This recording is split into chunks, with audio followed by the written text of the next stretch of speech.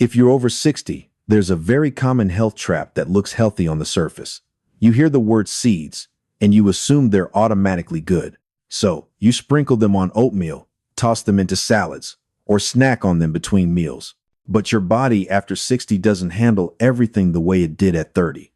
A small change in fats, fiber, and processing can quietly leave you bloated, make your joints feel stiffer, and even make your blood pressure harder to steady.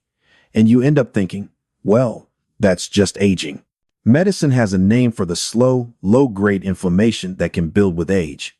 It's often referred to as inflammaging, and scientific reviews link it to higher risk of cardiovascular problems and physical decline in older adults.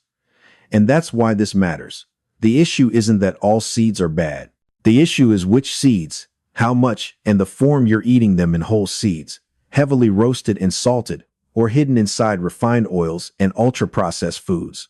In this video, I'm going to show you 4 seeds you should avoid, and 4 you can use daily to support your blood vessels, digestion, and joints, plus the simple right way to use them so they don't backfire. And please watch all the way to the end, because many people pick the right seed, but use it the wrong way, and never feel the benefits. Now, before we name the first seed, you need to understand why your body after 60 reacts differently in the first place. And that's exactly what we're doing next. Before I name the 4 seeds to avoid, and the 4 seeds to keep, I want you to feel calm about this. The goal is not to make you afraid of seeds. The goal is to help you understand one simple truth. After 60, your body reacts differently. So the very same seed can feel completely different than it did years ago. As we age, many people develop a slow, low-grade inflammatory state that researchers often describe as inflammaging. And scientific reviews link that chronic inflammation to higher cardiovascular risk with age. That matters because certain food patterns can quietly push inflammation up or bring it down, without you feeling a dramatic symptom on day 1. At the same time, your digestion changes, motility can slow, your gut can become more sensitive to sudden jumps in fiber. So, if you add a large amount of seeds overnight, especially the wrong type or the wrong form, your stomach can feel heavy, you can get bloated, and your bowel habits can shift. And then you think, I guess my body just can't handle healthy foods anymore. But here's the surprise. When people say seeds, they're not only talking about the whole seeds you sprinkle on food. Seeds are also hiding in refined oils and in ultra-processed foods. And modern research has found that diets high in ultra-processed foods are often associated with higher markers of systemic inflammation. So sometimes the problem isn't the seed you can see, it's the seed oil you don't even notice. That's why in this video, I'm going to be very specific. Which seeds tend to upset digestion? Which ones may worsen inflammation? And which ones can support your blood vessels and joints if you use the right dose and the right method? And one more thing, the fat balance discussion, omega-6 and omega-3, can be confusing. So keep it simple and practical, because the source of the fat and your overall eating pattern matter more than fear. If you want the full list of all 8 seeds, plus the safe, easy way to use them so they don't backfire, hit subscribe right now, because the final minutes of this video are where I summarize the right way to use them so you can start today. Now, let's begin the never touch list with the one that seems harmless. A lot of people over 60 tell me the same thing. I eat sunflower seeds every day. So why do my joints still feel stiff? And why do I still feel bloated? And here's the honest answer. The problem is usually not that sunflower seeds are toxic or bad in every situation. The problem is how they're commonly used in real life. It's not just a small sprinkle on food. For many older adults, it becomes a daily handful. Plus sunflower oil, showing up quietly in fried foods, packaged snacks, crackers, cookies, salad dressings, and sauces. So omega-6, especially linoleic acid, starts piling up, while omega-3 stays low. Now, I want to be fair and clear. Linoleic acid is an essential fat, and major heart organizations have explained that replacing saturated fat with unsaturated fats, including omega-6 fats, can improve cholesterol patterns in many people. So this is not a simple omega-6 equals bad story. But here's what matters after 60. The effect depends on the whole picture. The source of the oil, how processed the foods are, and how balanced your overall fats are, especially compared with omega-3. That's why we often see a difference when people reduce the constant, hidden intake from ultra-processed foods, not just when they change one visible seed. One of our patients, Margaret, 68, had a habit of snacking on roasted, salted sunflower seeds almost every afternoon. Her dinners also leaned heavily on packaged convenience foods. We didn't change her medications. We simply tried a 3-week experiment. Cut back the salted sunflower seed snacking. Start reading labels to avoid seed oils in ultra-processed foods. And swap in a couple of more balanced options, like ground flax or pumpkin seeds. She told us her stomach felt lighter, and her joints felt less creaky in the morning. That fits what researchers often observe. People who eat more ultra-processed foods tend to show higher markers linked with systemic inflammation. And when inflammation is already simmering with age, the body becomes more sensitive to small daily accumulations. And if you're thinking, it's just sunflower seeds, how big of a deal can it be? The next one is even trickier, because you usually don't see it at all. There's one seed most people over 60 never eat by the spoon, but they may be consuming almost every day without realizing it. Cottonseed oil. It shows up quietly in things like mayonnaise, salad dressings, fried foods, crackers, snack chips, and packaged baked goods because it's stable. It holds up to heat and it helps products stay on shelves longer. Now, I want to be careful here. This is not a one-bite-and-you're-harmed story. The concern is usually twofold. First, cottonseed naturally contains compounds like gossypol in the raw seed. Food-grade oil goes through refining steps specifically designed to reduce those unwanted components. So the issue isn't that edible cottonseed oil is automatically poison. The second issue is the one that matters most for everyday life. You can't control the dose when it's hidden inside ultra-processed foods. You don't choose cottonseed oil. You accidentally accumulate it, meal after meal, because it's sitting inside products you didn't think twice about. One of our patients, Dennis, 71, told us he wasn't eating much sugar, yet he still felt unusually tired and sometimes a mild heaviness in his chest after lunch. When we looked closer, his lunches were convenience-based sandwiches, fries, ready-made sauces, and cottonseed oil was showing up again and again on ingredient labels. We didn't tell him to panic. We didn't change his medications. We simply tried a 14-day experiment. Fewer packaged foods, simpler home fats, and cutting the snacks that listed cottonseed oil near the top. He came back and said the biggest surprise was how much lighter he felt after meals. And here's the twist. In a few small, controlled trials, cottonseed oil has even shown improvements in certain cholesterol measures under specific study conditions. So again, this isn't about fear. It's about real-life exposure and the processed food ecosystem that comes with it. And if cottonseed oil is tricky because it's hidden, the next one is even more common because it's sitting right on your bread and inside sauces many people assume are healthy. A lot of people see white sesame as one of the cleanest choices. They sprinkle it on bread, add it to salads, dip vegetables into tahini, or eat hummus almost daily. But after 60, there are two important things I want you to understand, not to scare you, but to explain why some people feel better with sesame and others quietly feel worse. The first issue is mineral absorption. Sesame can be nutrient-dense, but it also contains phytates and related compounds that can reduce the absorption of key minerals like zinc, iron, and calcium, especially if you're eating large amounts over time, and especially if your overall diet is already low in protein, calcium-rich foods, or certain minerals. Scientific reviews on phytate have noted this inhibitory effect on mineral absorption. The second issue is sensitivity and allergy. In the U.S., sesame allergy has become significant enough that it's now recognized as a major food allergen. Large population surveys suggest a meaningful number of Americans report sesame allergy, and what makes this tricky is that it doesn't always look like an obvious rash. Some people don't break out in hives. They simply feel bloated, unsettled, or heavy in the stomach after meals that contain tahini. One of our patients, Evelyn, 70, switched to a Mediterranean-style eating pattern and started using tahini almost every day. She was doing many things right, but she kept telling us her belly felt tight and uncomfortable, and her joints felt more achy in the morning. So, we ran a simple test. We didn't tell her to eliminate sesame forever.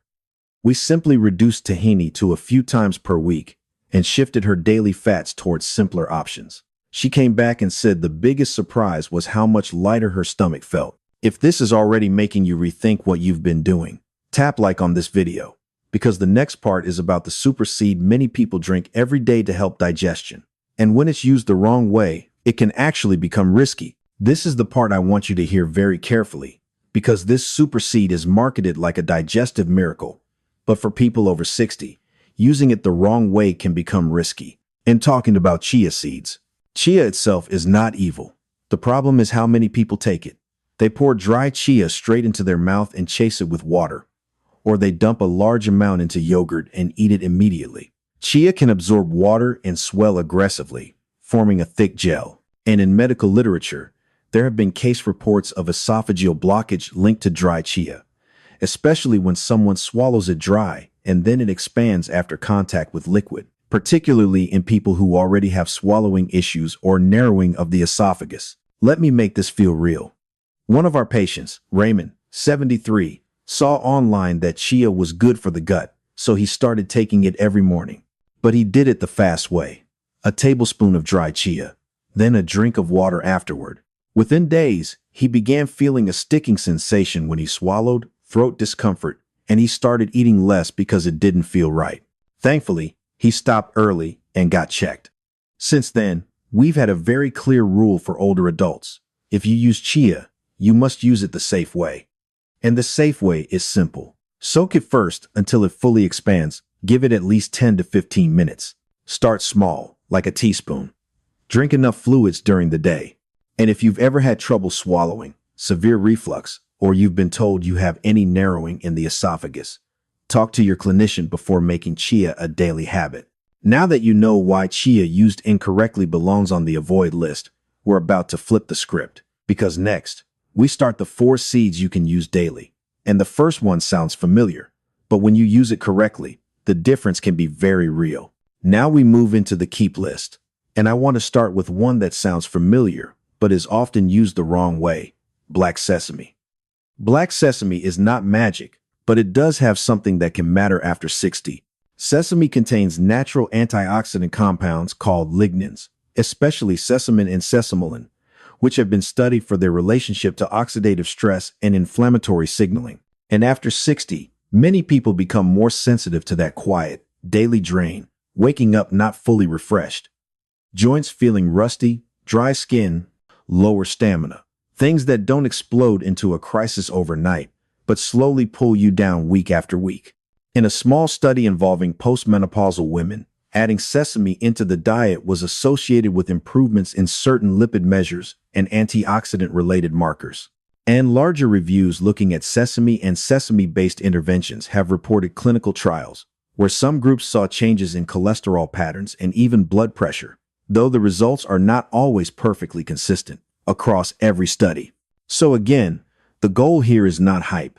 It's practical support. One of our patients, Carol, 69, was afraid of fats, so her meals were very dry, and she constantly craved sweets later in the day. We didn't give her a complicated program. We changed one simple habit.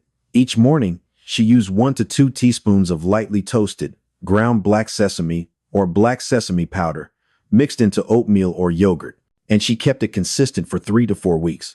She told us she felt fuller more easily, her snacking urges calmed down, and her mornings felt less stiff and dry. 2 important notes. If you've ever had a sesame allergy, don't experiment with this. And with sesame, grinding, it often makes it more usable for the body than just sprinkling whole seeds and swallowing fast. And if you want an option that's even more foundational for both your heart and digestion, the next seed is flax, but only if you use it the right way. Flaxseed is truly a foundation food for people over 60, but only if you use the right form. A lot of people sprinkle whole flax seeds on oatmeal, swallow them quickly, and then wonder why nothing changes. The reason is simple. The outer shell is very tough, and whole flax can pass through the digestive tract largely intact, so you don't absorb the best parts inside. That's why major health education sources, including Mayo Clinic guidance, commonly recommend using ground flax for better digestion and absorption. What makes flax so valuable is the 3-in-1 combination: fiber, lignans, and a plant-based omega-3 called ALA. The American Heart Association has highlighted that flax contains lignans along with fiber and healthy fats, and that it may help lower cholesterol and may support blood pressure in some people. And when researchers pool controlled clinical trials, flaxseed interventions have been associated with reductions in both systolic and diastolic blood pressure across multiple groups. Again, not a miracle overnight, but a meaningful direction over time. One of our patients, Walter, 72, struggled with constipation and also noticed his morning blood pressure was inconsistent. We didn't push an extreme diet. We tested a simple 3-week habit: 1 tablespoon of ground flax daily mixed into oatmeal or yogurt with enough fluids during the day. He told us his bowel movements became more regular and his stomach felt noticeably lighter. And that lines up with clinical work showing flax-based approaches can improve bowel frequency in people with functional constipation. If you want me to share a simple, safe starting dose based on your stomach, whether you're more constipated, more gassy, or more sensitive type, the number 1 inch, the comments. Now, the next seed is one many people overlook, but it can be surprisingly powerful for muscle, sleep, and nighttime cramps. Pumpkin seeds are one of my favorite recommendations for people over 60 because they target the quiet struggles that wear you down: nighttime leg cramps, lighter sleep, muscle soreness, and that weak feeling even when you're eating enough. The reason often comes down to minerals, especially magnesium and zinc. Magnesium is directly involved in nerve and muscle function, and when magnesium status is low, muscle excitability can increase in some people, which may contribute to cramping patterns. That's why clinical education sources often emphasize magnesium's role in normal muscle function and neuromuscular signaling. Pumpkin seeds also provide healthy fats and a bit of protein, which matters because they can help you feel satisfied without spiking your appetite the way sweet snacks can.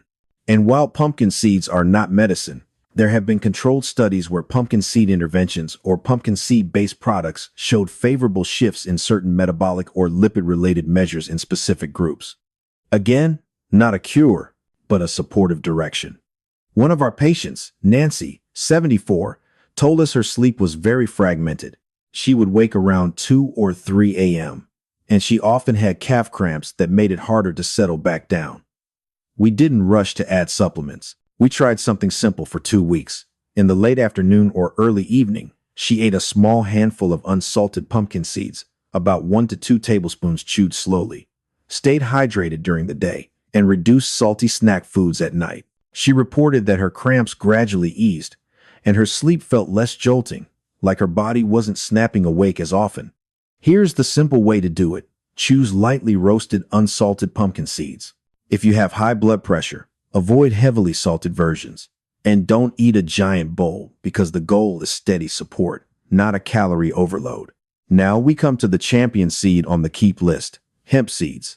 Many people have never tried them, but they have a very special fat profile that can matter a lot after 60. Hemp seeds are the champion on the keep list not because they're magical, but because they line up with 3 of the biggest struggles after 60: simmering inflammation, stiff joints, and feeling weaker even when you think you're eating enough. First, hemp seeds provide polyunsaturated fats, including linoleic acid, omega-6, and alpha-linolenic acid, omega-3. Nutrition reviews often note that hemp seed oil tends to have an omega-6 to omega-3 ratio around about 2 to 1 to 3 to 1, which many consider a relatively balanced range compared with the typical modern diet. Second, the protein is genuinely valuable for older adults. Reviews describe hemp seeds as rich in high-quality proteins, including edesin and albumin. That matters because after 60, you need steady protein to maintain muscle, preserve strength, and reduce the risk of frailty and falls. And here's an easy number to remember: about 3 tablespoons of hemp hearts can give you close to 10 grams of protein, while also delivering both omega-6 and omega-3 inches, the same simple sprinkle. Third, a lot of people hear the word hemp and immediately worry about THC. But food-grade hemp seed comes from industrial hemp, and the seed itself produces virtually no THC. Any trace amounts, when present, are usually from surface contamination, not from the inside of the seed. So, for most people, It's simply a food, nothing psychoactive, nothing to fear. I also want to be honest. Direct clinical evidence specifically proving major cardiovascular outcomes from hemp is still limited. So we use hemp seeds as supportive nutrition, not as a replacement for medication. One of our patients, Frank, 67, had morning joint stiffness and felt winded going upstairs. We tested a tiny habit, 1 to 2 tablespoons of hemp seeds daily sprinkled onto oatmeal or salad, consistently for 4 weeks. He told us the most noticeable change was that he felt fuller, longer, and his mornings felt less sluggish. If this helped you, tap like, subscribe to the channel, and share this video with someone you care about who's over 60. Because in the final part, I'm going to give you one simple habit to start tomorrow, so you actually feel the difference, not just understand it. Before you click away, I want you to choose one small habit to start tomorrow, because that's what creates real change. Not buying something new, not changing your medication, just using seeds the right way. Here's a simple 3-step rule for anyone over 60. Step 1. For expanding seeds like chia, never take them dry. Always soak them first. Start with a small amount and make sure you're drinking enough fluids during the day. Step 2. For seeds that need to be unlocked, like flax, use them ground. 1 tablespoon a day is enough for many people to notice a difference in digestion and fullness if you stay consistent. Step 3. For seeds you're using to support muscle and joints, like pumpkin seeds and hemp seeds, treat them like nutritional seasoning. Sprinkle 1 to 2 tablespoons onto breakfast or a salad. You don't need a huge bowl. You need a steady habit. Now here's the question I want you to answer in the comments. Which seed are you eating the most right now? And if you want me to suggest a simple swap based on your situation, whether you deal with bloating, constipation, joint pain, or poor sleep, type the number 1 in the comments. I read those, and I'll respond by category, so it's easy to follow. If this video made things clearer for you, please tap like, subscribe to the channel, and share it with someone you love who's over 60. Sometimes, one small change can reduce worry for an entire year. And remember the most important thing. You don't need to eat more seeds. You simply need the right seeds, the right method, and the right dose. If you're eating roasted, salted sunflower seeds as a daily snack, pull it back. If you're using chia, soak it first. And if you want a steady foundation, choose ground flax, unsalted pumpkin seeds, and hemp hearts as a simple nutritional seasoning you sprinkle onto meals. Save this video so you can revisit it the next time you shop. And if you want my next video to be 3 seed mistakes that make morning blood pressure worse, type the number 1 in the comments right now, and I'll make it based on what you need most.